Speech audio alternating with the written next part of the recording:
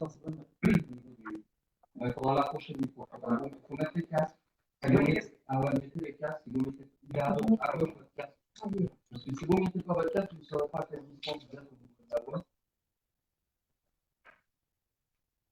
Et le micro, il faut vraiment le mettre devant, comme ça.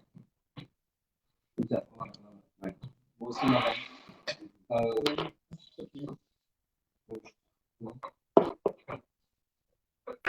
là, on est en direct. Ça fait vérifier pour le direction.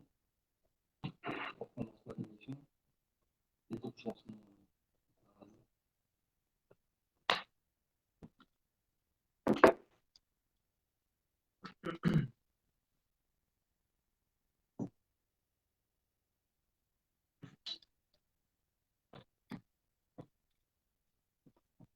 Donc, je vous laisse vous présenter. Donc, c'est pas moi qui vais présenter.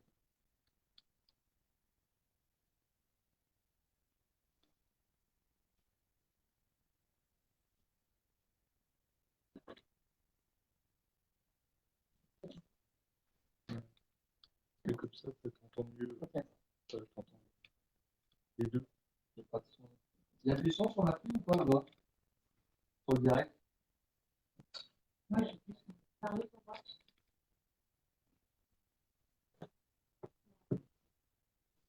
Il y a des défenses. Il y a des défenses.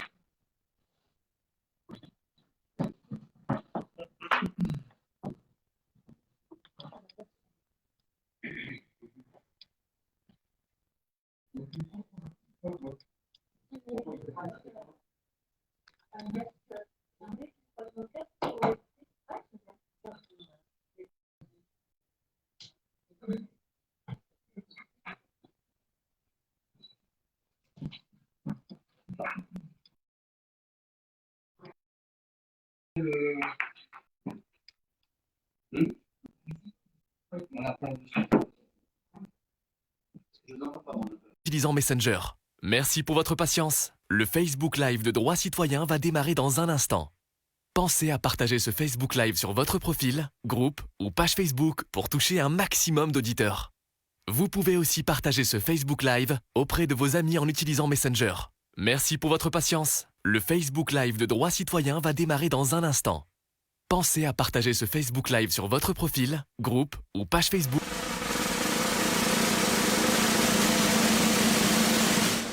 Vote ta France, la première émission où l'on parle de politique citoyenne par des citoyens et des citoyennes. Municipale, départementale, régionale, Droit Citoyen s'engage à vos côtés pour proposer des débats et des échanges sur de vraies questions de société. Vote ta France, une émission animée par Vincent Bach sur Droit Citoyen, le média libre et citoyen. Il est 20h41, nous sommes le vendredi 6 mars. Bienvenue à vous tous qui nous regardez sur Facebook Live et qui nous écoutez en direct sur la web radio Droit Citoyen, le média libre et citoyen. Nous sommes ensemble jusqu'à 21h40 puisqu'on a pris un peu de retard pour l'émission Vote ta France. Et ce soir, nous recevons dans les studios de Droit Citoyen la liste Saint-Étienne demain, la liste qui est conduite par Pierrick Courbon. Et dans les studios, donc, nous avons des colistiers et aussi des sympathisants. On va commencer par vous. C'est gentil. Avec plaisir. Je suis à la fois sympathisant et militant de base de Saint-Étienne-Demain depuis l'origine de la création du mouvement Saint-Étienne-Demain en avril, il y a presque un an maintenant, en avril 2019. Donc on va revenir juste après le tour de table, justement par rapport à la genèse de Saint-Étienne-Demain. Et à ma droite, nous avons... Bonjour. Bonjour, Marie-Hélène Thomas, donc je suis colistière. Je suis aussi également actuellement toujours conseillère municipale à Saint-Étienne dans l'opposition au groupe communiste. Et derrière, tout au fond, de l'autre côté, de moi, un mot opposé. Voilà, donc moi je suis François Boyer, donc j'ai 46 ans, je suis né à Saint-Étienne, et je suis colistier de la liste Saint-Étienne-Demain. Alors je voulais vous remercier déjà d'être venus aussi nombreux, parce qu'il y a aussi derrière, qu'on ne voit pas, qui s'occupe du community management. Alors son prénom c'est Sandrine. Sandrine, en tout cas bienvenue Sandrine, qui va éventuellement suivre vos questions si vous avez des questions et intervenir avec nous pour pouvoir y répondre. Alors pour revenir justement à la genèse de Saint-Étienne-Demain, alors comment c'est venu tout ça? Je dirais que Saint-Étienne-Demain, c'est une magnifique aventure collective, voilà, qui a commencé il y a maintenant presque un an. quelques personnalités de gauche, on va dire, responsables de partis politiques de gauche, militants de partis politiques de gauche, mais aussi quelques citoyens dont je faisais partie, indépendants, c'est-à-dire dans le sens non membres, non adhérents de ces partis politiques, mais attachés à des valeurs de gauche et soucieux de porter un projet de gauche à l'occasion des municipales, se sont réunis avec cette idée qu'il fallait absolument que sur la place de Saint-Étienne, nous soyons en mesure de porter un beau projet, à la fois réaliste mais très très ambitieux, pour répondre à des exigences, à des urgences environnementales, climatiques, on va en parler tout à l'heure avec les réponses que nous sommes en mesure de pouvoir porter, mais aussi sociales et évidemment démocratiques. Donc là, vous avez les trois grands axes, si vous voulez, on reviendra là-dessus en détail, de notre programme, et avec un sens très fort des responsabilités. C'est-à-dire que l'ensemble des premiers membres de cette association et puis ensuite de ce mouvement Saint-Étienne demain avaient cette idée qu'il fallait absolument que nous soyons capables de nous unir sur Saint-Étienne à l'occasion de ces municipales pour pouvoir, autour de valeurs de gauche, autour de valeurs humanistes, de valeurs de progrès social, de lutte contre... Alors justement, il faut rappeler que la liste, il y a différents partis. Oui. Voilà. Et il y a aussi ceux qui sont sans étiquette. Oui. Des citoyens qui sont issus de la société civile. C'est ça, que je représente un petit peu à l'occasion. C'est la majorité de la liste. C'est la majorité de la liste. La majorité. Oui. Donc voilà. Donc c'est bien de le préciser justement parce que 33 sur 59. Parfait. Parce que souvent, nous, on dit qu'on parle de politique citoyenne et non pas de politique politicienne parce que justement, les municipales, les départementales, les régionales, c'est avant tout des acteurs de la vie courante, de la société, de proximité. Oui, c'est vrai. Et je faisais partie de ceux qui, justement, avaient aussi un petit peu quelques réticences à l'égard des partis politiques classiques et des représentants de ces partis, en pensant qu'il était peut-être possible de monter, il y a eu quelques tentatives, une liste totalement citoyenne. Il y en a qui le revendiquent. Il y en a qui le revendiquent, qui le sont plus ou moins entre nous, on pourrait en discuter, mais en tout cas qui le revendiquent, c'est vrai. Mais en même temps, ça a été, quand je dis une magnifique aventure collective, c'est que ça a été aussi l'occasion pour nous de rencontrer des militants de base, des militants socialistes, des militants communistes, qui se sont engagés depuis des années, depuis des décennies sur le terrain pour contribuer à un projet politique, pour contribuer à toute une série d'initiatives pour lutter contre les discriminations, les inégalités, porter véritablement des valeurs, des idées de gauche et qui peuvent être partagées de manière transversale, on va dire, de manière transpartisane par plusieurs partis politiques. Et alors aujourd'hui, il y a la liste qui est portée par Pierre Courbon, réunit 6 partis politiques en tant que tels, c'est-à-dire la gauche autrement, Génération S, le Parti socialiste, le Parti communiste, qui est représenté ici par Marie-Hélène Thomas, et puis les places publiques et les radicaux de gauche. Mais dès le départ, il a été dit qu'il fallait donner aussi une importance réelle à cette volonté citoyenne dans une idée d'association, de fusion des forces, qui était en mesure de pouvoir apporter ce plus, j'ai envie de dire presque ce supplément d'âme, peut-être qu'il manquait, ou en tout cas qui était pour certains inexistant ou qui avait disparu. Et cette idée de voir réunis dans ce mouvement aujourd'hui des gens qui ont travaillé, milité au sein de partis politiques et qui ont, et je dirais c'est tout à leur honneur de l'avoir fait, dans les conditions dans lesquelles ils l'ont fait, avec loyauté, fidélité à ses valeurs. Encore une fois, je fais allusion notamment à ces militants de base qu'il a été important pour nous de rencontrer, et ces responsables politiques également de ces groupements ici sur Saint-Étienne. Marie-Hélène en fait partie, Pierrick en fait partie, et en même temps ces dizaines, ces centaines de citoyens indépendants qui ne se sont jamais ou qui n'ont jamais osé ou qui n'ont pas voulu rentrer dans un parti politique, mais qui se revendiquent de ces mêmes valeurs et qui se sont dit il y a peut-être aujourd'hui une opportunité, il y a peut-être aujourd'hui une fenêtre qui s'ouvre sur Saint-Étienne pour pouvoir ensemble constituer une force suffisante pour pouvoir affronter les 3 défis que j'ai évoqués tout à l'heure. Et donc c'est cette idée-là très importante qui a été mise sur la table dès le départ. Donc Saint-Étienne demain a été créé, on a créé une association. On a commencé à travailler ensemble, de 10 on est passé à 20, de 20 on est passé à 50. Aujourd'hui, je pense que le mouvement rassemble entre 450 et 500 adhérents. Je pense que nous sommes réellement, en termes de force politique et en termes de nombre d'adhérents, une des principales forces sur la place de Saint-Étienne, toute idéologie, toute idée confondue. Donc un pluralisme très important. Et vous imaginez bien que c'était pour nous le premier défi. Comment allions-nous travailler ensemble? Comment était-il Sachant possible... que vous avez commencé il y a 1 an, donc en avril. Vous n'avez pas commencé il y a 3 mois. Exactement. Voilà. Exactement. Et heureusement, j'ai envie de dire que nous avions ce temps pour pouvoir d'abord nous connaître les uns les autres, et puis expérimenter un mode de gouvernance, on va l'appeler comme ça, que nous avons créé en partant de rien, encore une fois. Mais nous avons été aidés, nous nous sommes formés avec des personnes qui avaient un savoir-faire important en matière de nouvelles modalités de gouvernance, ce qu'on appelle la sociocratie, l'allocratie,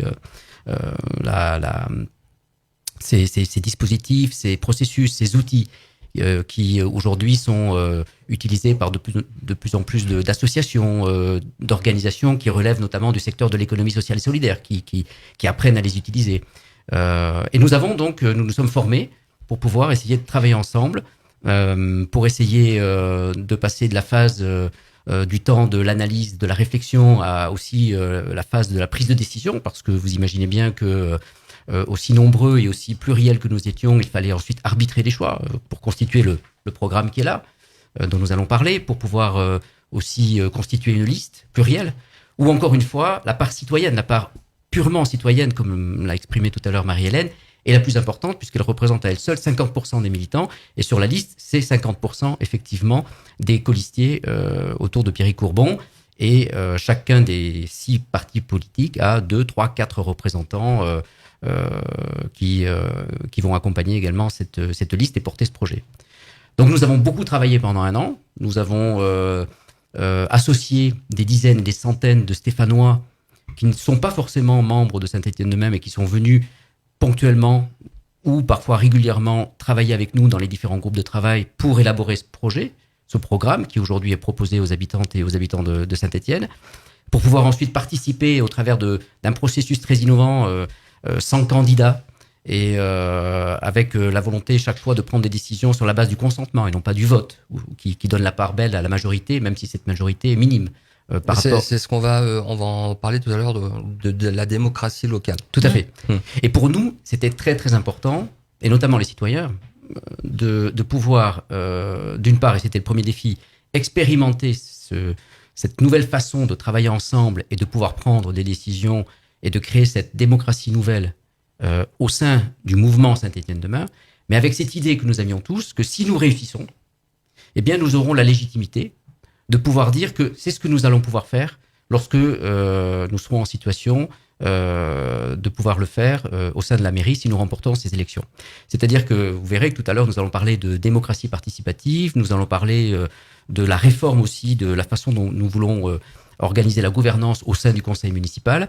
Eh bien, il fallait d'abord l'expérimenter. Si nous n'avions pas été capables de pouvoir le faire au niveau de Saint-Étienne-Demain, le mouvement Saint-Étienne-Demain, dans ce pluralisme que j'ai décrit tout à l'heure, avec des partis politiques, avec des citoyens indépendants qui au départ ne se connaissaient pas, n'avaient jamais pris l'habitude de travailler ensemble. Si nous avions échoué à ce niveau-là, évidemment que nous aurions perdu cette légitimité de pouvoir dire nous sommes capables de porter un projet aussi innovant devant les habitantes et devant les habitants de Saint-Étienne. Donc ça, c'est quelque chose de tout nouveau en fait. Vous avez revu l'ensemble de votre façon de faire de la politique. Exactement. Au niveau local. Exactement. Et je m'en porte garant en tant que citoyen indépendant. Je ne suis même pas colistier, donc il n'y a pas d'enjeu personnel pour moi à cette campagne, si ce n'est que le travail que nous avons fait, les idées que nous avons travaillées, les mesures que nous sommes en train de proposer aujourd'hui aux habitants, aux habitantes, pour moi comme pour les autres citoyens, sont extrêmement importantes parce que pour nous, ce sont les seuls qui soient véritablement en mesure d'apporter des réponses efficaces sur les 3 axes que nous allons développer dans un instant. Mais il n'y a pas d'enjeu personnel, en tout cas. C'est cela que je voulais dire.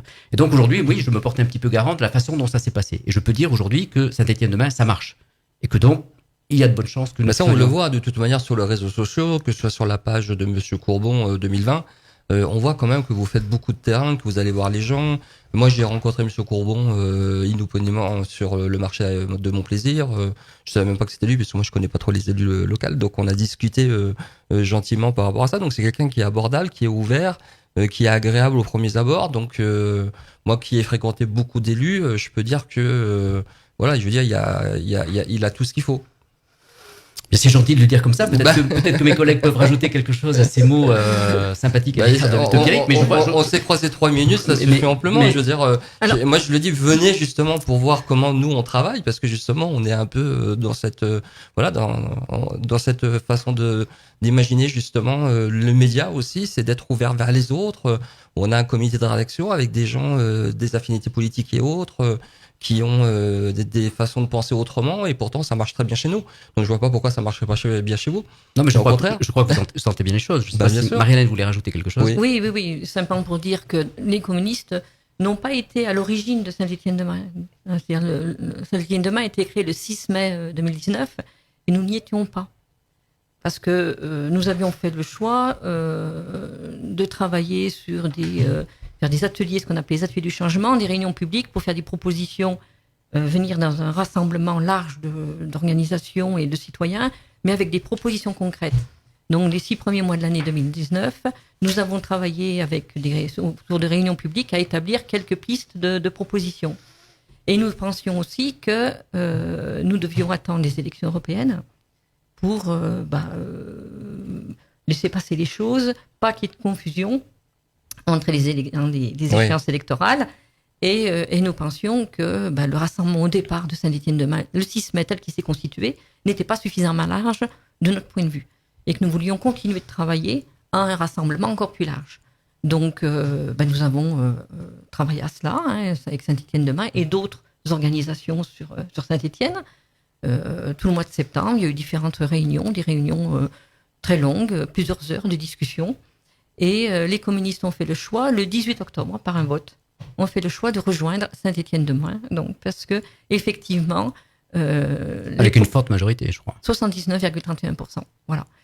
Parce que, donc, les propositions, les premières ébauches de propositions qui étaient faites par Saint-Étienne-de-Main collaient avec nous, les propositions qu'on portait pour les Stéphanois, que le système de gouvernance, donc, aussi nous convenait...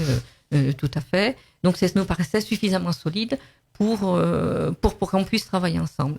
Donc, fin octobre, nous avons rejoint Saint-Étienne-de-Main ensuite a été décidée la candidature comme tête de liste de Pierrick Courbon. Alors, comment vous l'avez décidé ? Alors nous avons eu recours à un processus un peu particulier, c'est-à-dire que d'abord aucun de ceux qui souhaitaient éventuellement se porter candidat, il y avait des noms qui circulaient, Pierrick en faisait partie évidemment, ne s'est porté candidat. Donc il n'y a pas eu de candidature. On a fait ce qu'on appelle une élection sans candidat. Et donc il s'est organisé en 2 temps. D'abord, en premier temps, on a réuni ce qu'on va appeler l'Assemblée Générale de Saint-Étienne-de-Main. Donc nous étions plusieurs centaines de militants. Et chacun d'entre nous avait la possibilité de porter la candidature du candidat de son choix. D'accord. Donc, et éventuellement même d'un candidat qui n'était pas informé, dont la candidature qui n'était pas informée par c'est original.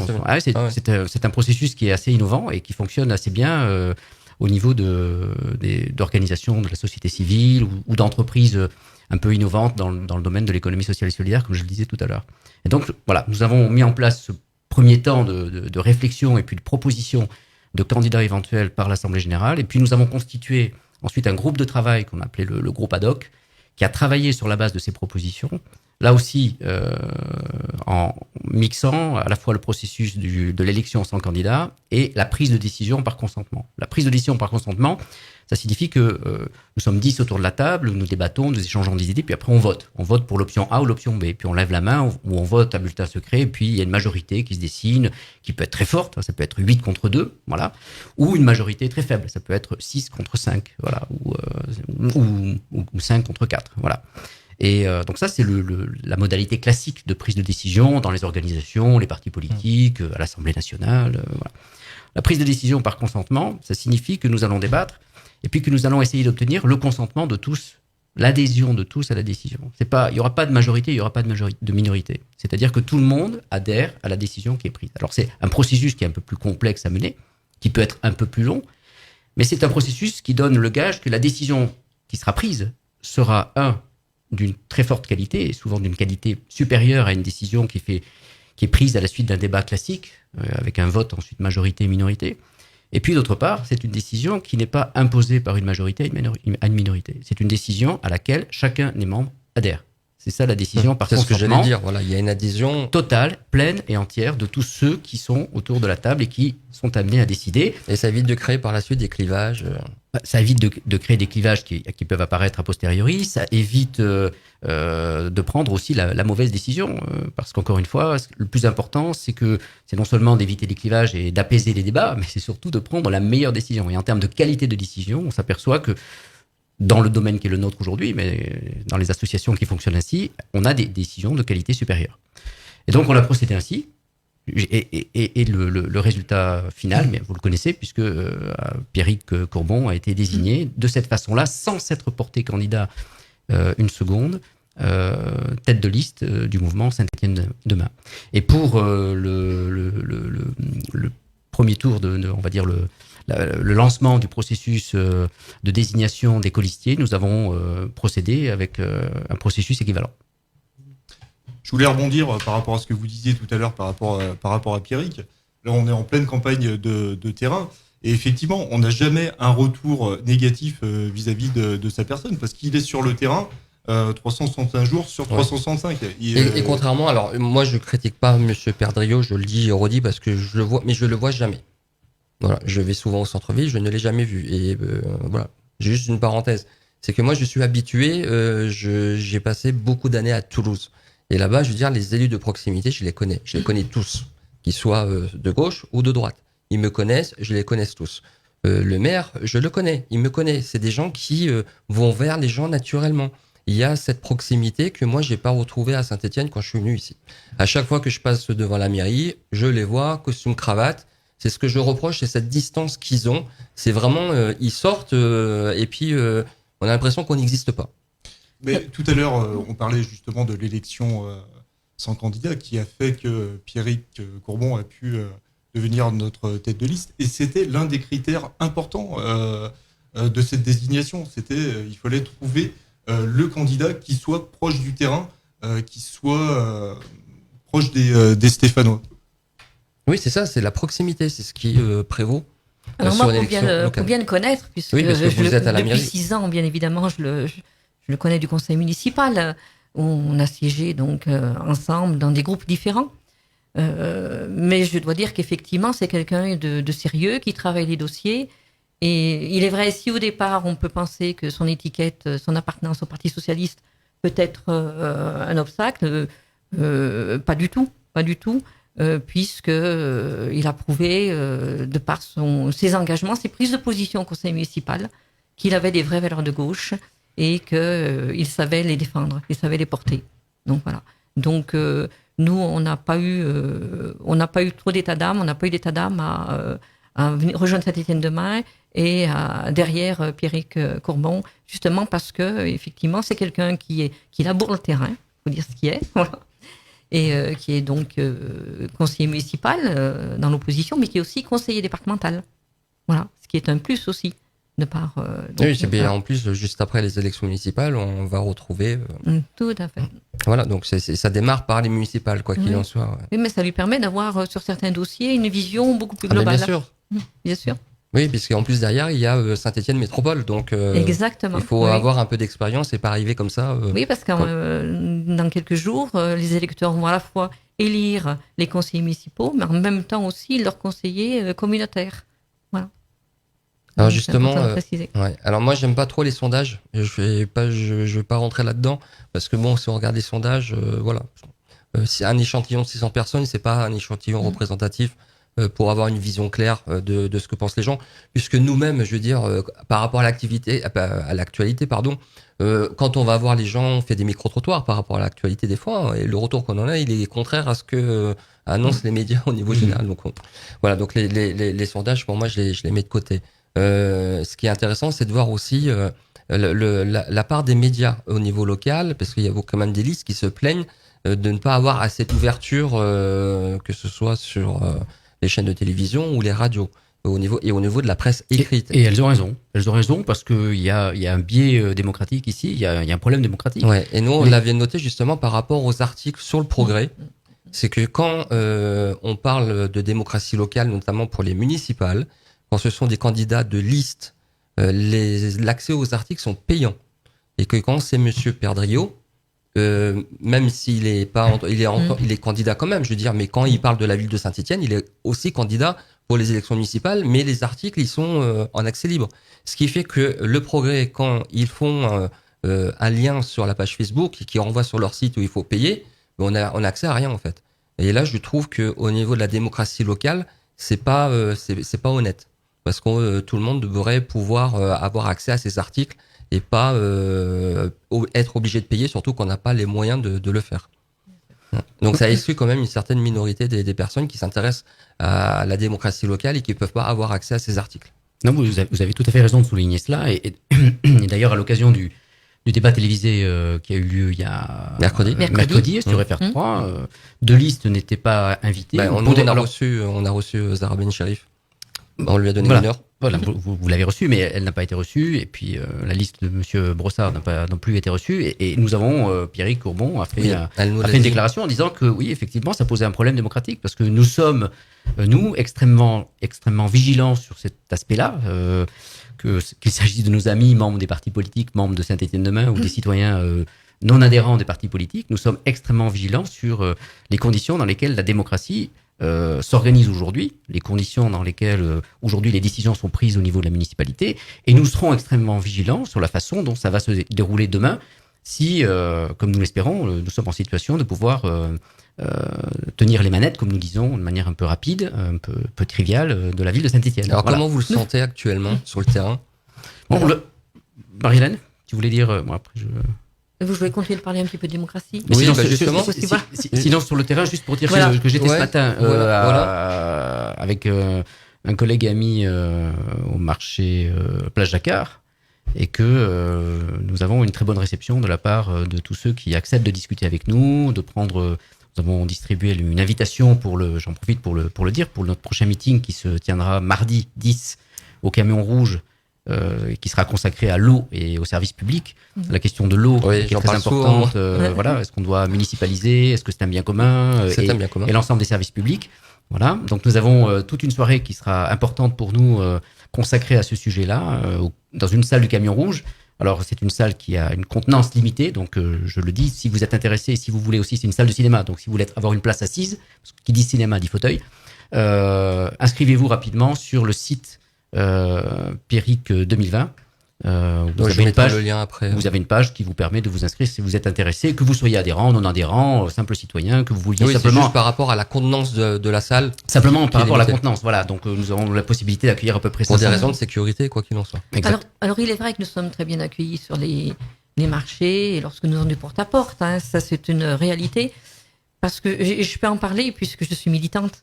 Donc, et pas d'aujourd'hui, parce que j'ai pas dit mon âge, mais je suis retraitée. Donc, je demande pas les âges. Voilà, mais je ne demande même pas leur profession. Mon collègue l'a précisé, mais moi j'ai 66 ans, donc je suis retraitée du ministère de l'écologie et j'ai une longue carrière de militante derrière moi, donc puisque j'étais déjà candidate en 2001, élue en 2001, et de 2001 à 2008 sous Michel Thiollière dans l'opposition. Donc j'ai fait campagne électorale en 2001, j'ai fait campagne électorale en 2008 où j'ai pas souhaité être élue puisque mes obligations professionnelles m'emmenaient à travailler sur Paris, donc je n'ai pas été élue, je n'ai pas souhaité l'être. Et en 2014, donc j'ai fait à nouveau campagne électorale, donc j'ai l'expérience de plusieurs campagnes municipales et je sens le climat tout à fait différent. Alors moi je l'analyse très clairement, c'est qu'il y a un intérêt pour la chose publique de plus en plus prenant dans la population. De manière globale, hein. Si on regarde un peu ce qui s'est passé ces derniers mois, il y a eu les mouvements des Gilets jaunes qui a quand même suscité de grands élans. Il y a ensuite eu les grands débats. Moi, j'étais étonnée de la participation des Stéphanois aux grands débats. Hein. Il y en a eu de nombreux grands débats. Il y a actuellement les mouvements sur les retraites aussi, où les gens descendent dans la rue, se mobilisent. Donc, il y a un intérêt pour la chose publique et on le sent, nous, dans cette campagne municipale. C'est clair, c'est différent des autres fois. Moi, je le sens très clairement. Ça change. Les mentalités changent. Ça change. Les gens demandent justement plus de démocratie, il y a un appétit d'accès à cette démocratie. Je confirme, mais je vais tout à fait dans le sens de ce que vient de dire Marie-Hélène. On pourrait nous dire, voilà, on est pris dans un prisme déformant parce qu'on est sur le terrain, on fait campagne pour un candidat. Mais non, au-delà de ça, effectivement, on a... les échos qui reviennent vers nous suite à ces porte-à-porte, c'est qu'il y a une vraie urgence sociale sur Saint-Étienne. On est dans une ville où on a quand même 25% des Stéphanoises et des Stéphanois qui vivent sous le seuil de pauvreté. Donc ça, c'est quelque chose de tout à fait objectif et on le ressent au quotidien quand on va à la rencontre des Stéphanoises et des Stéphanois. L'urgence écologique nous en parle aussi, mais sur des choses très pratiques. Certains nous parlaient de cet été en nous disant il va encore faire 40 degrés, on va encore cramer à Saint-Étienne, quoi, parce que il y a que du béton. Là, on est dans on est dans le quotidien des Stéphanois. Alors moi je lui dis j'ai de la chance, je suis au dernier étage ici, je suis traversant, c'est courant d'air, je suis bien, mais ouais.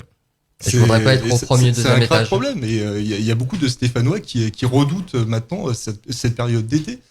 D'autant plus que les piscines sont fermées. Oui, on l'a chose évoqué. Qui est complètement on l'a évoqué hier. Hallucinante dans une ville de la dimension de Saint-Étienne. 270 000 habitants, 172 000. Exactement. Ouais. Et puis, il nous alerte aussi par rapport à l'urgence démocratique. On en parlera tout à l'heure, mais bon, il faut quand même pas oublier que ça fait 6 ans que les Stéphanois ne peuvent plus s'exprimer sur la politique qui est oui, mais comme vous l'avez évoqué, il y a les gilets jaunes qui sont venus s'embriquer entre-temps. Il y a l'image de Emmanuel Macron qui se dégrade au fil des mois. Donc les gens, ils se sentent plus considérés en tant que citoyens. Et les municipales, c'est justement ça. Moi, je dis tout le temps, les municipales, les départementales, les régionales, c'est très important parce que c'est les élus qui vont voter le renouvellement des 1/3 du Sénat. Voilà. Donc c'est l'occasion de faire un bon choix. Bien sûr. Et nous, par contre, fort de ça, d'analyse de ce qui se passe, poussé par ça aussi quelque part, aussi par les citoyens qui ont envie de s'investir et de s'intéresser à la chose politique. On a décidé de mettre en place une démocratie locale vivante, réellement. Voilà, on fait le pari de l'intelligence collective. Alors comment vous allez organiser ça ? Voilà. De différentes Parce manières. Que là, c'est quoi ? Alors on aborde, on reste sur la solidarité puis on passera après. Vous voulez plutôt. Okay. Je parlerai de démocratie après. Parce oui, que pas de souci. C'est la manière de mettre en musique effectivement la solidarité, le premier pilier de notre programme, l'écologie et vous remarquerez que SED, solidarité, écologie, démocratie, ce sont les initiales de Saint-Étienne-de-Main. Voilà. D'accord, donc, ok. Bon. Je parlais démocratie à la fin. Donc justement, en matière de solidarité, tout à l'heure, vous l'avez évoqué, il y a 25% de la population qui sont en dessous du seuil de pauvreté. Il y a beaucoup sur les programmes des choses qui reviennent comme la gratuité des transports. C'est bon, après, les tarifs sociaux, c'est 10 €. Ça va encore, c'est pas ce qui est énormément cher. Mais est-ce que Saint-Étienne a la possibilité d'offrir la gratuité des transports, sachant que le plein tarif pour un salarié, c'est quand même 58 €, ce qui est extrêmement cher. Alors, la particularité de notre programme, c'est que ces 3 thèmes s'articulent entre eux et, on va dire, sont complémentaires. Quand on parle de la gratuité des transports, effectivement, il y a l'aspect social par rapport aux tarifs, mais la question que j'ai envie de vous poser aujourd'hui, c'est est-ce qu'on est en urgence climatique ou pas ? Si on est en urgence climatique, la question ne se pose pas. Il faut la gratuité des transports. Aujourd'hui, on est dans une situation où on a 75 jours par an qui sont, entre guillemets, respirables sur Saint-Étienne, où l'air n'est pas pollué. Est-ce qu'aujourd'hui, il ne faut pas prendre des décisions qui soient fortes, qui aillent dans le sens de l'écologie et dans le sens du social, puisque ça se complète, effectivement, ça va rapporter du pouvoir d'achat, mais ça, Jean-Charles va aborder ce thème juste après. Et puis ça va permettre aussi aux commerçants du centre-ville d'avoir... Bien sûr, l'aspect commercial qui revient... ça touche plusieurs domaines. Oui, voilà, tout à fait. Et quand on dit qu'on est la liste des mesures fortes, cette mesure-là, elle est particulièrement forte. Oui, c'est... on va dire, un engagement politique qui est fort, qui sera déterminant pour le futur de notre ville. Nous, notre objectif, c'est l'horizon 2040-2050. Notre objectif, c'est de laisser à nos enfants un Saint-Étienne qui soit désirable à cette échéance-là.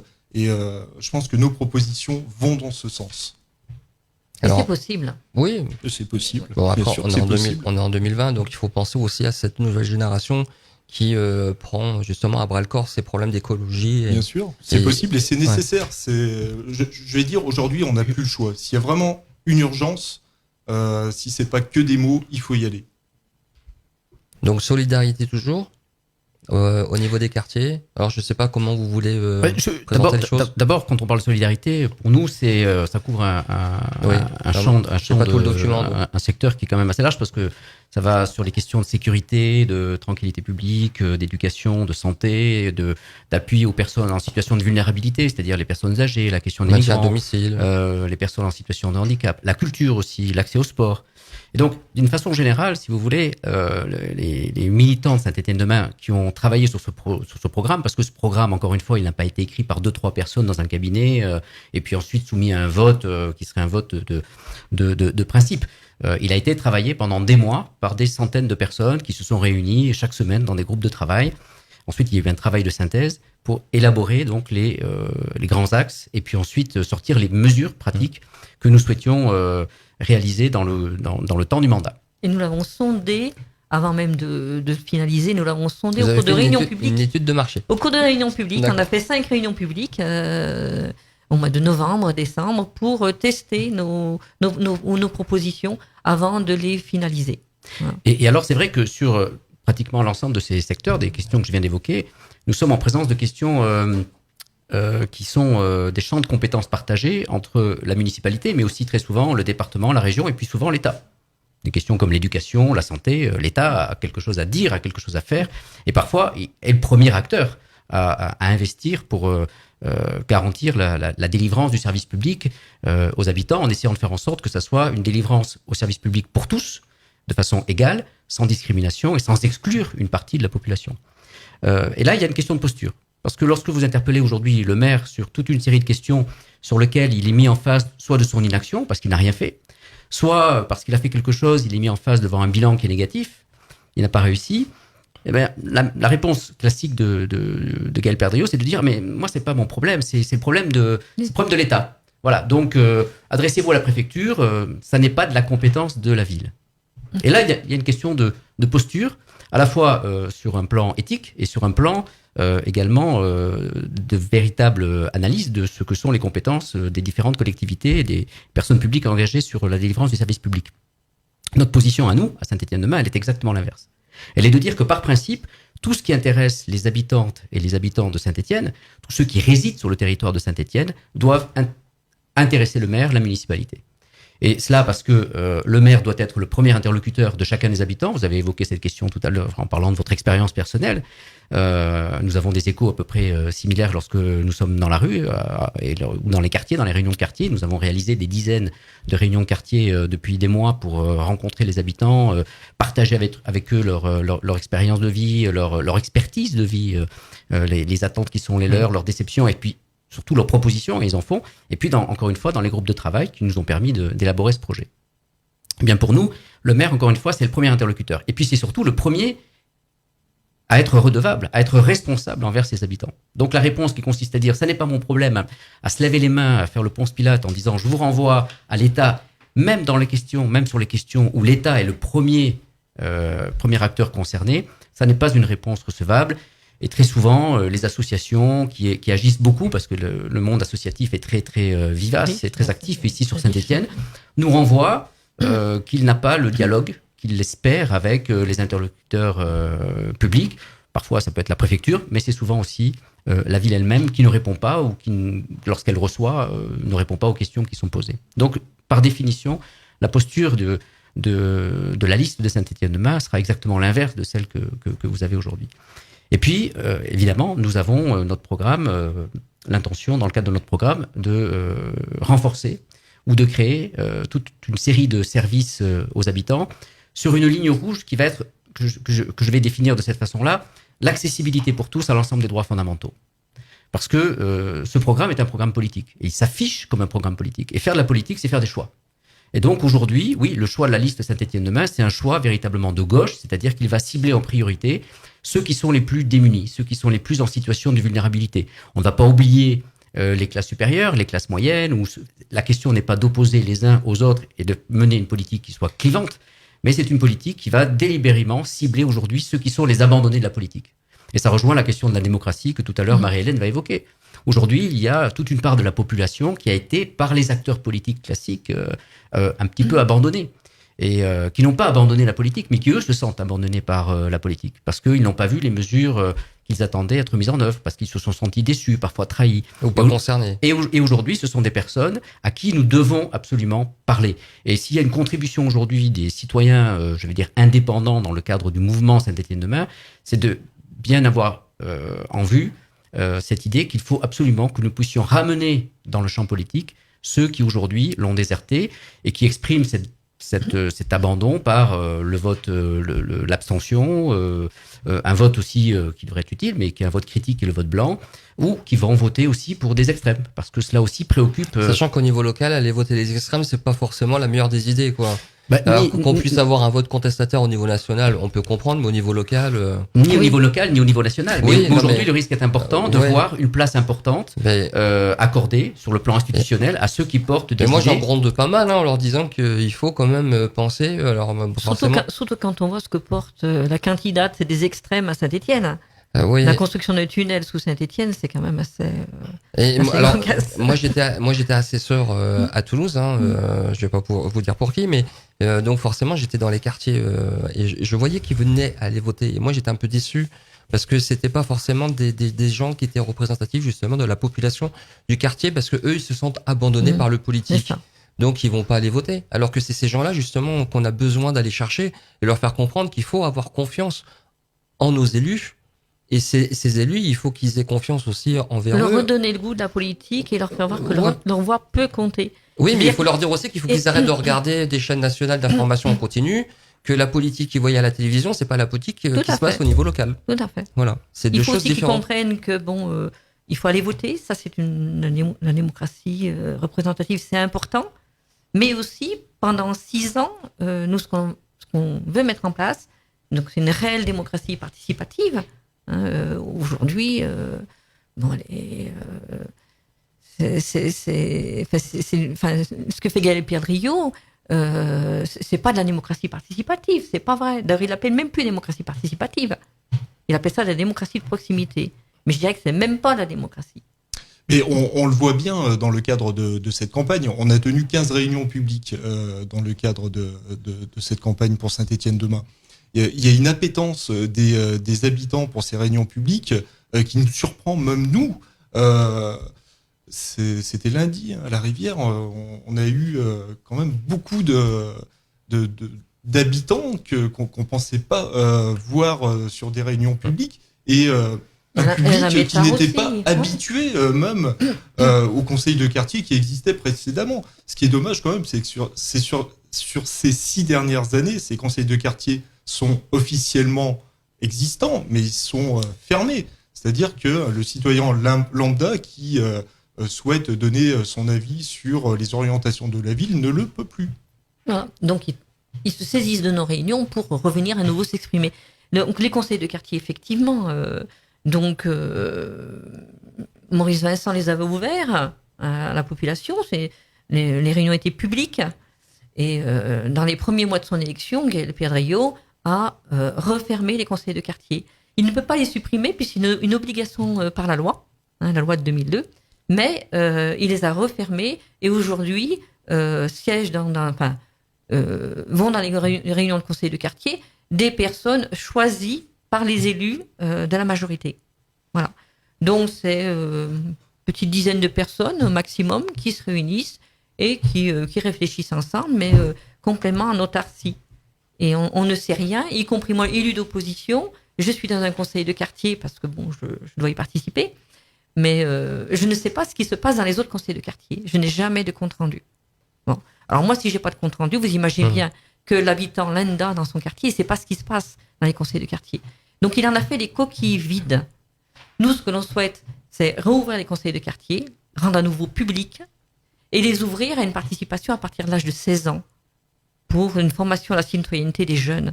Ces jeunes qu'il faut comme habituer les jeunes à apprendre, à s'exprimer, à dire les choses. Donc c'est important.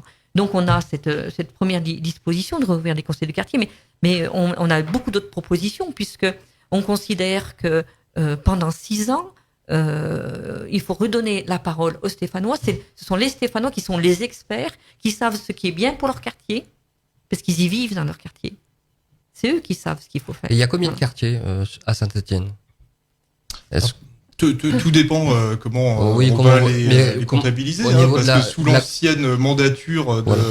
de Maurice Vincent, il y en avait beaucoup plus que les 22 de la municipalité actuelle. Après, effectivement, il faut, je pense, aussi réfléchir avec les habitants quel est leur ressenti par rapport à leur appartenance à un quartier. Parce que le quartier, il n'est pas uniquement géographique, il a aussi des liens avec d'autres parties. Donc, il faut arriver à trouver le bon périmètre au niveau d'un quartier pour que ce soit efficace. Après, Sachant que les quartiers ne sont pas configurés de la même façon, exactement. avec le même nombre de commerces. Et puis les quartiers évoluent. Oui. Les quartiers sont mouvants, ils bougent. Donc voilà, je pense que ça aussi, il faut voir avec les habitants quelles sont leurs attentes par rapport à la délimitation des quartiers. C'est avec eux qu'il faut construire ça aussi. Et on a une proposition aussi, c'est de délocaliser les conseils municipaux. C'est-à-dire qui aujourd'hui se tiennent à la mairie de Saint-Étienne. Alors, est-ce que c'est vrai qu'ils sont pas mensuels? Voilà, donc Gaël Pedrillo, quelques mois après son élection, enfin 1 an après son élection, a supprimé la moitié des conseils municipaux. Mais est-ce qu'il en a le droit? Il en a le droit, oui. Sauf que du point de vue de la démocratie, c'est pas terrible, ça fait d'autant mal. plus qu'une ville comme Saint-Étienne, avec les dossiers importants qu'on a à traiter en conseil municipal, entre 70 à 90 dossiers à chaque conseil municipal. Est-ce qu'il a donné une raison? Il a dit que ça ne justifiait plus dans la mesure où un certain nombre de compétences relevaient dorénavant de la métropole. Sauf qu'en réalité, on a toujours autant de dossiers, malgré tout, et on ne travaille pas dans de bonnes conditions. Je vous donne un exemple parlant. Le conseil municipal du mois de décembre a commencé à 18h, s'est terminé à 2h10 du matin. Comment peut-on discuter sérieusement des dossiers à 2h du matin? C'est pas possible.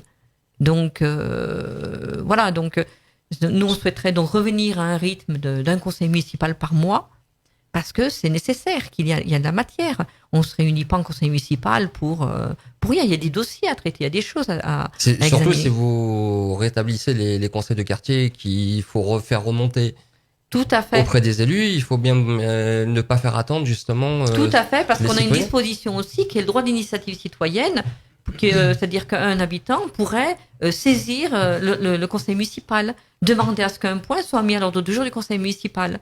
Donc ça veut dire que quelque part, on aura des conseils municipaux qui aura plus de débats, plus de démocratie, donc qui nécessiteront donc d'avoir des ordres du jour beaucoup moins chargés.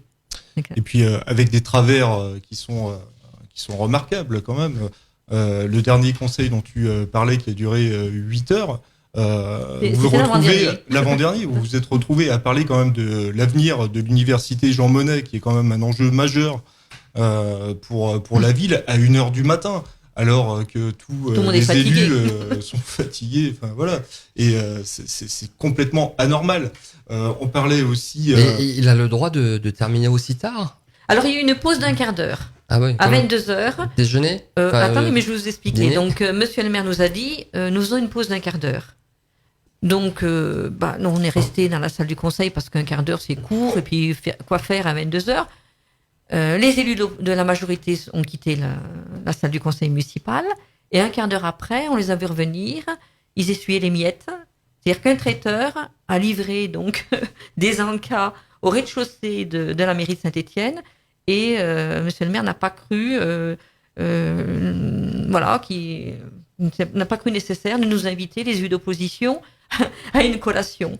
Donc, nous sommes restés donc sur 8 heures de débat au conseil municipal, sans manger, et dans des conditions assez déplorables. Donc, ceci, c'est peut-être une anecdote, mais c'est révélateur du peu de considération qu'a le maire de Saint-Étienne au conseil municipal envers les élus d'opposition. Les élus, d'ailleurs, d'une manière générale, y compris certaines de sa majorité, sont assez maltraités, je dois dire. Hein. Donc ça, c'est pas acceptable. Un comportement, il suffit de regarder les conseils municipaux puisqu'ils sont retransmis sur le site de la ville. Il y a Ils sont retransmis pendant 8 heures.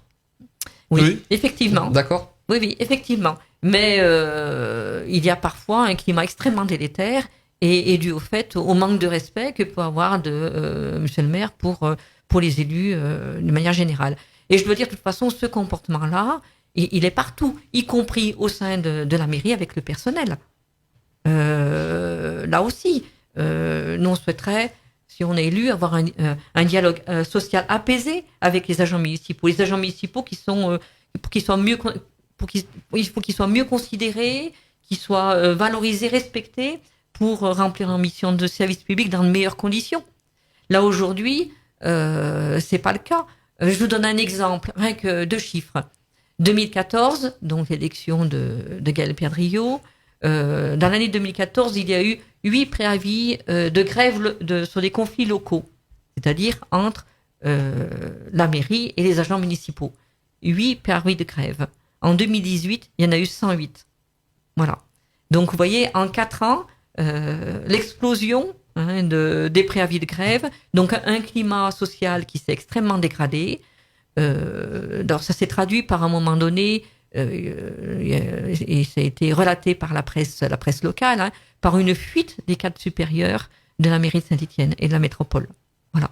Donc, un climat très délétère et qui ne concourt pas à ce que il y a des bonnes conditions d'exercice des missions de service public, parce que les agents municipaux, ils sont là pour ça, ils sont au service du public, ils sont au service de nos enfants dans les écoles, les ATSEM, les agents de restauration, ils sont au service donc de nos aînés dans les EHPAD. Je dois dire aussi que les sanctions qu'il y a eu sur des agents qui ont fait des droits d'alerte sur les conditions de travail dans les EHPAD, moi je trouve ça inadmissible. On en a déjà parlé, oui. Inadmissible. Donc voilà, il y a un climat de tension tel dans cette mairie que c'est plus possible. Voilà. Autre anecdote, et qu'il n'en est pas une, et qui comme je disais tout à l'heure, c'est plus regrettable. facile de faire le bilan du maire sortant. Bien sûr, oui, tout à fait. Mais je voulais quand même préciser ce que disait Marie-Hélène par rapport à la fréquence des conseils municipaux. Si cette fréquence était mensuelle, s'il y avait un conseil municipal par mois, le rapport de la Cour des comptes aurait pu être présenté et porté à la connaissance des élus et des citoyens avant les élections. Il a tardé. Et il a tardé, pourquoi tout simplement parce que le délai... La période de réserve. Voilà, la période de réserve électorale. Tombait de façon à ce que, on va dire le dernier conseil municipal, c'est ça, de décembre, ne permettait pas la présentation alors qu'il aurait pu être fait en amont en novembre. Alors que les autres années, le dernier conseil municipal de l'année était en novembre. Donc on suppose qu'il l'a décalé en décembre pour ne pas avoir à présenter le rapport. C'est le jeu de la politique. Oui, tout à fait.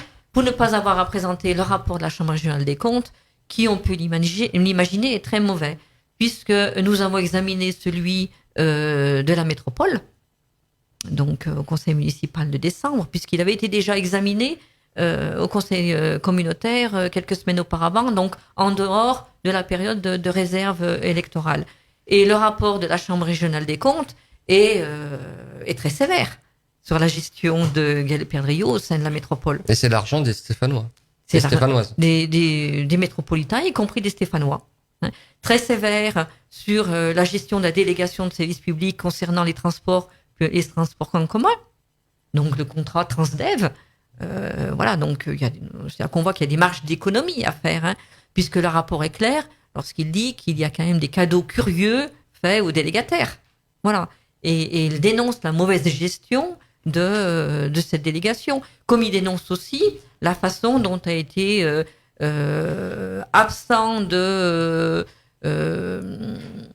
l'aspect concertation concernant notamment la 3e ligne de tram. Donc il y a une absence d'information, le minimum d'information qui a été dû aux élus pour trancher sur cette décision de 3e ligne de tram, sur l'utilité de la 3e ligne de tram aussi. Le rapport est extrêmement sévère. Oui, ça, voilà. Je pense qu'en général, les Stéphanois et Stéphanoises sont déjà informés de ce signalement de la Cour des comptes sur l'utilisation utile de cette troisième ligne de tram. Donc on peut supposer qu'ayant eu ce mauvais rapport sur sa gestion de la métropole, il ne souhaitait pas que l'on discute avant le avant les élections au conseil municipal, donc de celui de la ville, qu'on suppose extrêmement mauvais aussi. Et ça a un coût d'investissement large. Moi, c'est vrai qu'on s'écarte un peu de ce qu'on voulait tout à l'heure. Parce que si vous permettez, je vois que le temps passe. Ouais, et mais non, il reste peut-être on peut déborder, vous inquiétez pas. On a jusqu'à 22 si vous voulez. Un petit quart d'heure, et donc si on pouvait peut-être aussi. On se reverra la semaine prochaine. Si vous nous invitez pour la semaine prochaine, oui. on sera là. Mais si on peut peut-être revenir un petit peu sur les propositions qui sont les nôtres dans les différents. Sur la solidarité et l'écologie, sur les trois piliers qui sont les nôtres. Hein, donc, si vous me donnez la parole, je vais développer. Le but, c'est de vous donner la parole. Voilà. Je vais évoquer en particulier deux axes qui sont importants dans ce volet solidarité, qui est d'abord la question de la sécurité, et puis ensuite la question de l'éducation, parce qu'on est sur des questions qui sont, comme je le disais, en principe régaliennes. Hein, donc c'est l'État qui fournit le plus surtout en matière de sécurité à Saint-Etienne, on peut en parler longtemps aussi. Voilà. Mais la sécurité, avec moi qui ai travaillé aux urgences, donc j'en ai vu passer pas mal. J'imagine bien, oui. Ouais. Et ce qui nous est renvoyé très souvent lorsqu'on rencontre donc les Stéphanoises et les Stéphanois chez eux, dans les quartiers, sur les marchés, etc., c'est qu'il y a effectivement un fort sentiment d'insécurité. Alors il faut distinguer le sentiment. Il suffit de regarder. Moi, je dis tout le jour, parce que j'ai des amis un peu partout en France. Je leur dis, mais moi, quand je vais plage Jean Jaurès, il suffit de s'asseoir un quart d'heure le samedi après-midi et de regarder le visage des gens, comment il est fermé. Les gens, ils ont toujours une certaine appréhension. J'ai l'impression qu'ils se sentent pas en sécurité ou ils se sentent pas heureux. Il y a quelque chose qui est palpable en tout cas que je vais pas que j'ai pas retrouvé à Alès. J'ai passé 6 mois à Alès. Les gens ils sont souriants. Bon, c'est vrai qu'il y a plus de soleil, mais à Rouen, j'ai habité à Rouen. Il y a plus de pluie qu'à Saint-Etienne. Les gens ils sont plus ouverts, ils sont plus souriants en ville. Mais quand vous allez au centre-ville de Saint-Etienne, les gens, ils ont une crainte en fait. Et puis il y a la crainte des commerçants, notamment les bureaux de tabac, les buralistes. Il y a beaucoup d'agressions sur la voie publique. Oui. Alors vous avez ce sentiment d'insécurité qui nous est renvoyé, comme vous l'avez vous-même perçu lorsque vous baladez en ville. Mais vous avez aussi, c'est une autre question, la question de la sécurité objective. C'est-à-dire que ce sentiment d'insécurité, il est parfois plus important, on le sait, hein, il y a beaucoup d'études là-dessus, il est parfois plus important que l'insécurité objective, c'est-à-dire le taux réel de délits, voire de crimes parfois, mais surtout de délits ou d'incivilités qui sont effectivement... il y a moins de délits, mais il y a plus d'incivilité en fait. Alors, on nous parle beaucoup des incivilités, oui, effectivement. Donc, c'est quelque chose qu'il est difficile d'appréhender pour l'État, parce qu'une incivilité n'est pas forcément un délit. Donc, la police nationale n'a pas forcément à agir, alors qu'il peut y avoir un comportement qui est perçu comme anormal par les autres habitants qui assistent à ce comportement, voire qui peuvent ressentir une agressivité à leur égard, alors qu'il s'agit d'une incivilité. Vous prenez la rue de la Résistance, il y a une succession de stops. Je peux vous assurer, vous restez là aussi un quart d'heure. Là, vous les voyez, les voitures qui s'arrêtent pas. Hein, je veux dire, moi, je suis assermenté, je me fais 10 carnets à la journée. Hein. Donc, les incivilités, elles passent aussi par les automobilistes qui ne respectent pas les piétons en ville. Alors que, moi, je rappelle souvent, le piéton a priorité en ville et les piétons ne sont pas en sécurité, comme les cyclistes d'ailleurs. Souvent se font renverser. C'est pour ça aussi qu'on veut ressortir le trafic automobile du centre-ville. Oui, c'est très bien. Donc là, nous sommes au niveau du constat. Donc à partir de là, qu'est-ce qu'on fait ? On a le choix entre deux types de politiques. On a le choix entre une politique qui met l'accent sur la visibilité de mécanismes qui vont rentrer dans ce qu'on appelle la répression. Et c'est la politique qui a été conduite jusqu'à présent. C'est-à-dire, on multiplie, par exemple, ce qui relève de la compétence strictement de la ville, la police municipale. On augmente le nombre d'agents, oui, ça c'est très bien, mais surtout on ne redéfinit pas leur mission, et leur mission c'est essentiellement de rester dans le centre, et on les arme, donc on a fourni des armes aux policiers municipaux, et puis on développe une politique avec la surveillance, donc la vidéosurveillance, il y a eu une multiplication de caméras un petit peu... et qui fonctionne assez bien. Qui peuvent fonctionner, mais dont on sait aussi, parce qu'il y a de nombreuses études, qu'elles ne sont pas forcément les vecteurs les plus importants pour lutter contre la véritable insécurité. Non, parce que les gens, ils ont... C'est comme la caméra qui est là, je veux dire, à un moment donné, on l'oublie. Peut-être, et puis voilà, les études confortent l'idée que, en termes de taux d'élucidation des délits et des crimes, la caméra est un levier. Et puis on peut s'interroger aussi sur l'implantation des caméras. On peut s'interroger sur l'implantation des caméras. Je donne juste un petit exemple pour justifier ça. Excuse-moi. Un jour au conseil municipal, je vois une délibération J'en croyais pas mes yeux. J'ai posé la question à monsieur le maire. Puis monsieur le maire, 32 caméras sous le parking des Ursules. C'est une erreur de frappe. C'est 3, c'est 2, c'est 12. Il m'a répondu non, c'est le bon chiffre.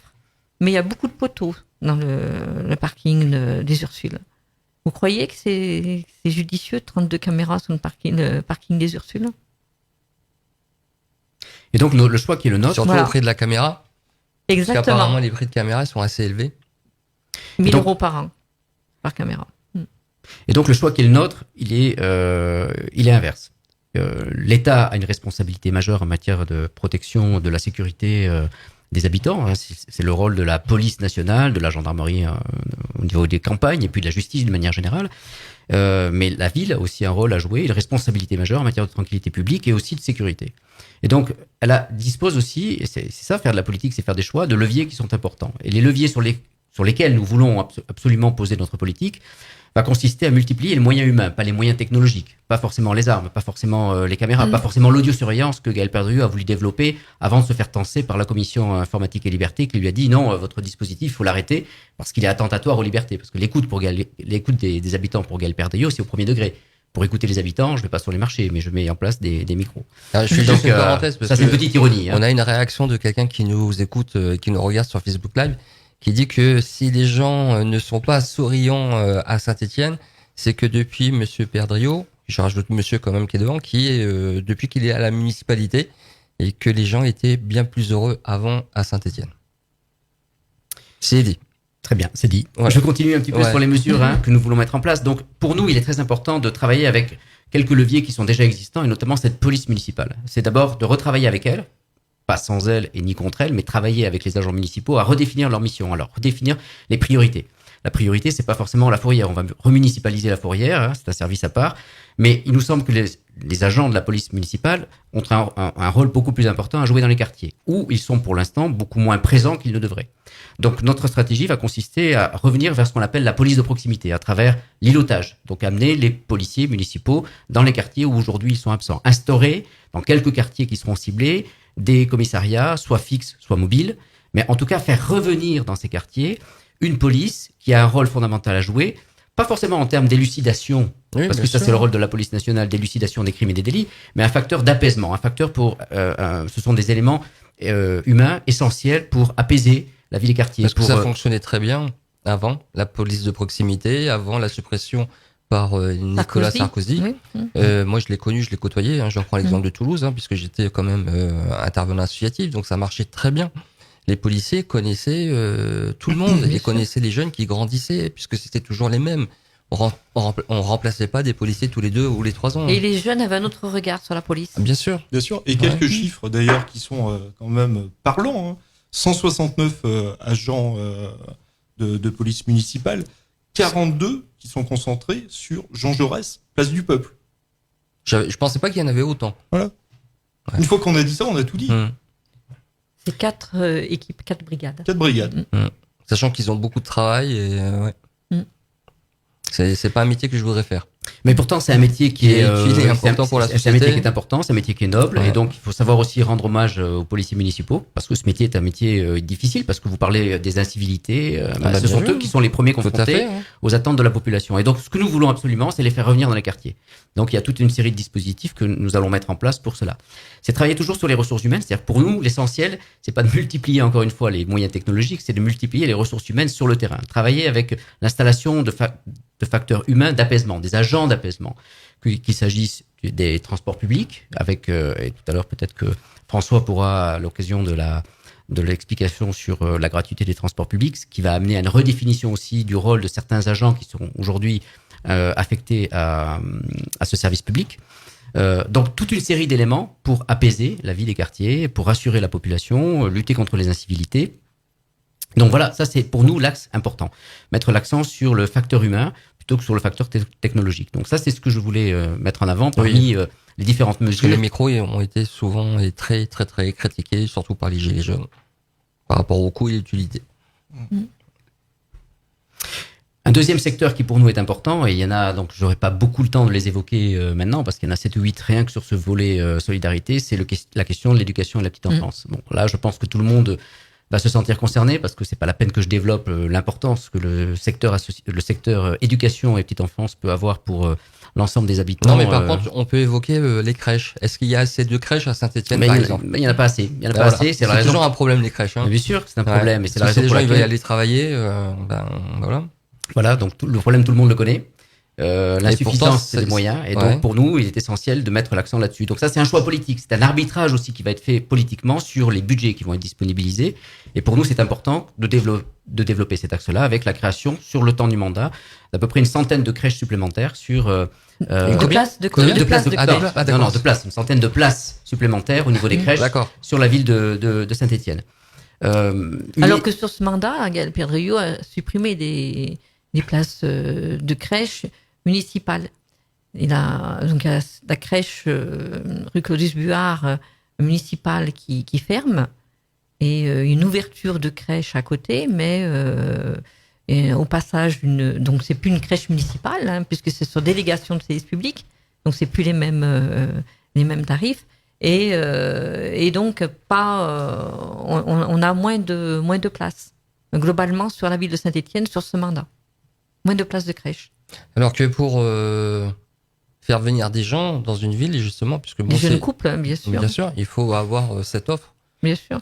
Pour eux, la scolarité, la crèche, les maternelles. En plus, bon, il y a eu des créations de classes apparemment, puisqu'il y a de plus en plus de gens qui s'installent à Saint-Étienne par rapport justement au coût de la vie qui est moindre ici par rapport à d'autres villes. Donc si on ne peut pas apporter la réponse, ne serait-ce que d'augmenter les places de crèche, c'est toujours un gros problème pour les villes. Oui, et puis au-delà d'attirer de nouveaux Stéphanois, ça peut aussi en faire partir. Parce que j'imagine qu'un couple qui n'a pas de solution de garde pour ses enfants peut très bien imaginer d'aller sur une ville voisine. Et ça, c'est quelque chose que je n'ai jamais compris. En fait, bon. Non plus. On doit pouvoir proposer un nombre conséquent de places en crèche et pas être sur des indications. Et l'été, il n'y a qu'une crèche d'ouverte. Hein. Ouais, bah c'est comme la piscine. C'est pareil, c'est comme la piscine. Donc j'imagine, Les gens travaillent. Voilà. Donc il y a des gens qui travaillent. Tout le monde n'a pas 2 mois de vacances. Bien sûr. Donc pour garder ses enfants, donc voilà. Alors toujours pour rester sur ce secteur de l'éducation et de la petite enfance, la question, toujours des ressources humaines, c'est la question des ATSEM dans les écoles. Hein, donc ces agents d'accompagnement éducatif dans la petite enfance, dans les maternelles, hein, qui garantissent, sont bien souvent eux qui garantissent le bon déroulement d'une journée dans la maternelle. Et qui sont à la charge de la commune. Et qui sont à la charge de la commune. Donc ça, c'est vraiment une responsabilité ciblée sur la commune. Nous avons prévu avec un objectif de un ATSEM par école maternelle. Donc ça, c'est quand même quelque chose qui est important parce que ce sont encore une fois, des agents qui sont essentiels. En supplémentaire, oui. En supplémentaire, à masse salariale municipale constante. Enfin bon, là, je passe les détails techniques. Oui. Mais l'idée, c'est de retenir que il y aura un ATSEM par école maternelle supplémentaire installé dans la durée du mandat. Pour rester sur, là je vais évoquer une dernière mesure, mais elle est importante pour nous parce que c'est une mesure pilote et après je passerai la parole à François pour le volet écologique et vous verrez qu'il y a une transversalité sur pas mal de nos mesures qui sont à la fois des mesures qui garantissent une qualité de vie plus importante pour les habitants en termes de pouvoir d'achat, en termes de services publics, mais qui en même temps sont toujours des mesures qui doivent remplir des conditions en termes de... On lutte contre le réchauffement climatique, contre l'impact carbone et pour préserver l'environnement et la qualité de vie à ce niveau-là des habitantes et des habitants de Saint-Étienne. C'est la création d'une nouvelle école en centre-ville, parce qu'il y a une saturation au niveau des écoles, donc notre projet consiste à installer en centre-ville une nouvelle école, mais qui serait en même temps un projet pilote pour nous sur le terrain de l'alimentation qui va être donné aux enfants de cette école-là. Pour nous, il y a un axe important qui est de garantir sur la durée du mandat une alimentation de qualité dans toutes les écoles de Saint-Étienne avec un objectif clair, 100% bio ou local sur la durée du mandat. C'est-à-dire qu'à la fin du mandat, chacune des écoles devra garantir une alimentation qui sera 100% ou bio ou local à l'ensemble des enfants. Alors c'est un processus qui va être important, qui va être conduit avec... Ça commence à se généraliser. Alors évidemment que le processus, on n'est pas les initiateurs de ce processus-là. Il a commencé depuis quelques années à Saint-Étienne comme dans d'autres villes de France. Mais on est bien pour les circuits courts. Mais ça ne peut fonctionner qu'avec les circuits courts. Donc l'idée, c'est de développer derrière toute l'infrastructure qui va permettre de fournir cette alimentation. Et donc, créer des emplois. Alors, de créer des emplois, évidemment, c'est l'installation à titre expérimental du maraîchage municipal. Donc ça sera un axe important qui permettra notamment de doter d'abord cette école pilote en centre-ville d'une alimentation immédiatement dès sa création qui sera 100% bio local et progressivement l'ensemble des autres écoles avec un objectif qui pour nous est très clair. Et ça, c'est l'affirmation politique qu'il y a une orientation qui est donnée, un choix qui est fait. Alors, quand vous faites un choix, c'est toujours au détriment d'autres choses. Mais pour nous, il est essentiel de pouvoir à la fois combiner cette urgence climatique qui a été évoquée tout à l'heure lors de nos premiers propos et cette urgence sociale que je viens d'évoquer. Parce que, encore une fois, ceux qui souffrent le plus de la question de l'environnement, de la chaleur, ceux qui vont souffrir le plus des conséquences liées au réchauffement climatique, ce ne sont pas les plus aisés, ce sont évidemment ceux qui aujourd'hui achètent des ventilateurs. Achètent des ventilateurs parce qu'ils ne savent pas, parce qu'ils n'ont pas d'autres ressources, parce qu'ils mangent mal, parce qu'ils ne savent pas où aller manger correctement, parce que le bio aussi coûte plus cher que l'alimentation normale. Donc, c'est sur toutes ces catégories de la population qu'il faut absolument aider pour les faire rentrer dans un cycle vertueux qui va amener progressivement l'ensemble de la population à adopter de nouveaux comportements compatibles avec la nécessité de préserver l'environnement. Voilà. Donc j'ai mis l'accent sur ces deux axes qui pour nous sont importants, à la fois la question de la sécurité, parce qu'elle est évoquée de manière très claire chaque fois que nous rencontrons des habitants, vous avez parlé des incivilités, et puis évidemment la question de l'éducation et de la petite enfance. J'aurais pu vous parler aussi de la culture, du sport, etc., mais on n'a pas beaucoup de temps. Non, la semaine prochaine. Et j'ai fait la transition avec cette histoire d'alimentation de bonne qualité et de ferme d'expérimentation maraîchage municipal. C'est bien parce que ça va permettre aux jeunes d'aller découvrir un peu les maraîchers parce que ça n'existe plus. Oui, c'est sûr. Oui, avant il y avait du maraîchage de partout. Oui. Et puis on a construit dessus du béton. Tout à fait. Ouais. Tout à fait. Et effectivement, comme le disait Jean-Charles, je rebondis par rapport à ça, mais le social est étroitement imbriqué avec l'écologie. Alors, dans la construction de ce programme, on a voulu aborder une écologie qui ne soit pas dogmatique. On a souhaité inscrire l'écologie dans le quotidien, dans ce qui touche vraiment les Stéphanoises et les Stéphanois, hein, comme le disait Jean-Charles. Dans notre programme, vous n'allez pas trouver de marché aux fleurs, coupé en plus, hein, comme sur le programme de Préférons le défi. Ouais, c'est un thème de campagne. Hein. On va pas offrir un arbre aux élèves de C1. D'ailleurs, j'imagine qu'un élève de CE1 qui habite en immeuble, ça va lui faire une belle jambe de recevoir un arbre, je pense. Voilà. Non, nous on va inscrire l'écologie vraiment dans le quotidien des Stéphanois. Alors là aussi, je vais pas pouvoir développer tous les thèmes. Je vais parler vraiment des deux grosses mesures de notre programme, que sont la gratuité des transports en commun. On l'a évoqué un petit peu tout à l'heure, mais cette gratuité, elle va pouvoir permettre de répondre donc à l'urgence climatique. Et cette urgence climatique, elle est indéniable, elle est là. C'est une urgence vitale. Aujourd'hui, on en est là.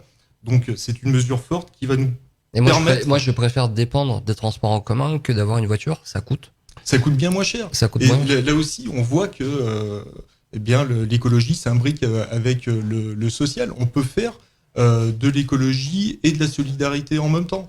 Donc, et puis ça décloisonne aussi les gens de pouvoir bouger. Parce que quand on n'a pas l'argent pour se déplacer, on reste à la maison. Exactement. Voilà. Le droit à la mobilité, c'est important. Dans nos porte-à-porte, c'est ce que nous disent les gens. Là, je me souviens d'une mère de famille qui me disait, moi j'ai 3 enfants, descendre à la piscine sur le mois de juillet, ça me coûte horriblement cher. Parce qu'il faut que je prenne le transport en commun, une fois que j'arrive là-bas, il faut que je paye le prix de la piscine, donc ça devient un luxe. Aujourd'hui,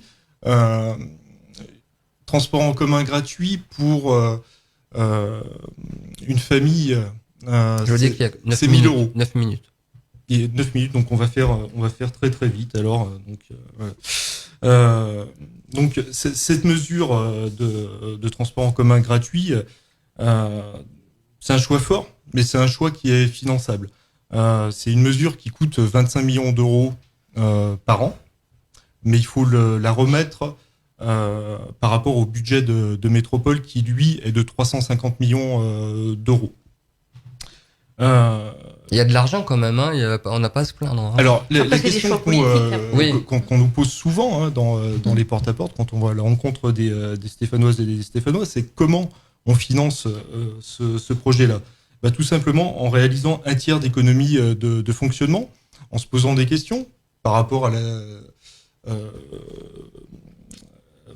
l'aéroport d'Andrézieux-Bouthéon, par exemple. Est-ce que c'est un équipement qui est indispensable? Parce que c'est à la charge de la commune, enfin de Saint-Étienne Métropole. Métropole, oui, Oui, c'est bien sûr. D'accord, c'est pas privé. Non. Ok. Non. Donc on se pose cette question-là. Ensuite, ça sera un tiers de recettes nouvelles par l'augmentation donc du versement de la taxe mobilité des entreprises. Mais en contrepartie, elles n'auront plus à régler la moitié du titre de transport de leurs salariés, vu que les transports en commun seront gratuits. Et puis, ça sera aussi un tiers de réduction de certaines dépenses d'investissement. Là aussi, on se pose la question, est-ce que Saint-Étienne doit avoir une patinoire olympique? Est-ce que le club de hockey de Ouais, ça aussi, Saint-Étienne, on revient qui souvent surfe sur la vague au niveau européen, est en droit d'exiger une patinoire olympique? Nous, on pense que non. On pense qu'on a une patinoire qui est existante, qui a sans doute besoin d'un petit coup de jeune, mais pas forcément Oui, d'investir 20 millions sur une patinoire olympique. On sait réhabiliter les stades, on sait réhabiliter les foires d'exposition, on est capable de réhabiliter et d'entretenir les piscines également. Tout à fait. Tout à fait. Tout à fait. Tout à fait. Oui.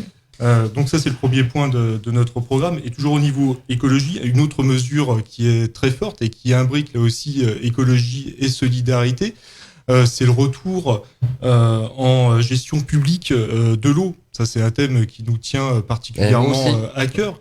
Il faut savoir que la gestion de l'eau a été privatisée en 1992 sous Dubanchet. On a une fenêtre, une porte de sortie qui est unique C'est ça. en 2022, de façon à pouvoir reprendre ce bien public qui est l'eau et qui sera une ressource qui va devenir rare dans les années à venir. Donc il y a un enjeu qui est capital pour une collectivité, c'est de reprendre la gestion de l'eau. Certaines villes comme Paris, comme Bordeaux, qui n'est pas foncièrement une ville de gauche, a repris sa gestion de l'eau. Donc c'est Moi, j'ai toujours dit que le social n'était pas l'égal du socialisme et qu'il y a beaucoup d'élus qui sont à droite qui font du social. Bien sûr. Ouais. Et qui le font très bien. Et on Et considère que de toute manière, l'eau, pour moi, c'est la commune qui doit gérer l'eau, peu importe qui est à la tête de la mairie. Je veux dire, c'est du bien, c'est un bien commun. il faut préserver la source d'une part, et puis donc. Et surtout, il faut expliquer aux gens qu'est-ce qu'ils payent sur une facture d'eau. Exactement. Voilà. C'est pas une mesure qui est dogmatique, justement, parce que, comme vous le dites, exactement, sur une facture d'eau, vous allez payer votre consommation, vous allez payer l'assainissement, mais il y a une petite ligne qui apparaît pas sur votre facture d'eau, c'est la rémunération des actionnaires du groupe Suez. Et voilà, là-dessus, nous, on estime que cette rémunération-là, elle sera mieux dans la poche des Stéphanois, que nous, on pourra gérer cette ressource qui va être un bien qui deviendra rare dans les années à venir pour les Stéphanois. Voilà, on considère que c'est une mesure qui est à la fois sociale, écologique et forte de sens. Et surtout, il ne faut pas rater la porte de sortie de 2022 parce que sinon, on va repartir encore pour un nombre d'années indéfini sur une gestion. Je voulais poser une petite question par rapport à la Unité 3. Est-ce qu'il y a un taux d'endettement fort de la ville par rapport à la construction de cette troisième ligne? Oui, il y a un emprunt supplémentaire qui De a été combien pris. De chiffres comme ça, je n'ose pas trop vous le dire. Il me semble que c'est 40 millions, mais je ne suis pas sûre. D'accord. Et ils espèrent Voilà. rentabiliser ces 40 millions sur combien d'années? Alors, ça, comme ça, je ne peux pas vous dire. Je vous dirais une bêtise. Je préfère pas trop m'avancer, mais je sais, donc effectivement, j'ai lu dans le rapport de la Chambre régionale des comptes que c'était très, très discutable, cet endettement. Voilà. Mais ceci dit... Parce que les gens, ils ont peur justement de l'endettement d'une ville. Parce que, bien sûr, quand on a besoin de créer des infrastructures, parce que quand il y a besoin d'accueillir justement des nouveaux Stéphanois, par exemple, il faut mettre de l'argent sur la table et l'argent, il faut le trouver. Donc, ça passe souvent par des aides de l'État, des collectivités régionales, départementales et des emprunts. Des emprunts qui sont des fois comment on appelle ça, des des mauvais emprunts, je sais plus comment Toxique, Ah, oui. toxique, Voilà, hein. merci, parce que on en parle pas, mais ça, Exact, voilà, il y a bien sûr. eu quand même pas mal de mairies qui se sont fait piger avec ce genre d'emprunt Dont On a- Saint-Étienne. Mais dont Voilà. Saint-Étienne, qui est en Ouais. situation difficile en 2008. Mais là, par rapport à l'endettement de la métropole par rapport au transport, nous, on le sait, on l'a évalué. Hein. Et comme l'a expliqué François sur le financement de la gratuité des transports, il y a une chose importante, c'est qu'on a des marges, on n'économise pas sur certains aspects. On n'a plus de billetterie, on n'a plus D'automates, oui. d'automates, on n'a plus de guichets, on n'a plus voilà donc et puis d'autre part concernant donc cette mesure, on a quand même, il faut avoir en tête plus de 80% qui est déjà aujourd'hui financé par l'impôt. Voilà, aujourd'hui. La Donc billetterie, en fait, de la STAS ne représente que 20% de que son budget. 20%. Ouais, donc c'est Donc, pas. La rentrée en faut mettre billetterie, en rapport. voilà, c'est ça. Donc, faut bien mettre les choses en rapport. Je vais juste vous dire, on va faire juste le mot de la fin, parce que après on va terminer, et puis si vous voulez, on continuera la semaine prochaine, on dévoilera un peu plus de sujets, notamment l'écologie un peu plus en détail, parce que c'est un sujet aussi qui m'intéresse beaucoup, et puis la culture, le sport également, et voilà. Donc si vous devez faire le mot de la fin, ce serait lequel? J'ai envie de dire deux choses. Comme je le dis tout à l'heure, nous avons un meeting mardi prochain dans la salle de cinéma du Donc, Camion je Rouge. mettrai le lien tout à Voilà, l'heure. donc le lien sera sur votre site. Donc venez nombreux et puis surtout votez le Casbah, ça c'est le message le plus important. Et puis regardez bien le programme, vous verrez que je pense que le programme que nous portons est celui qui est certainement le plus cohérent. En termes de transversalité des mesures qui sont à la fois écologiques, démocratiques et qui prennent en compte la dimension sociale parce que Saint-Étienne n'est pas une ville très riche et une population qui s'est malheureusement appauvrie ces dernières années et il faut en tenir compte. Et c'est notre première cible. Très bien. C'est un programme sérieux. C'est ça qui a été travaillé. Bah écoutez, Ouais. je vous remercie en tout cas d'avoir accepté l'invitation, d'être resté Merci à aussi vous. longtemps. Merci à vous. Ça te permet de rattraper aussi un peu le temps perdu. Puis la semaine prochaine, on essaiera de garder le même temps en tout cas. Donc il est 21h59. Merci de nous avoir écoutés et surtout regardez sur Facebook Live. Cette émission sera bien entendu en replay, en rediffusion juste après la diffusion de cette émission. Et n'hésitez pas à retrouver la web radio sur radio.fr et Orange Radio. Vous regardez Droit citoyen en un seul mot et vous avez le contenu de nos programmes. À très bientôt et très bonne soirée à tous et à toutes. Il faut changer cette société.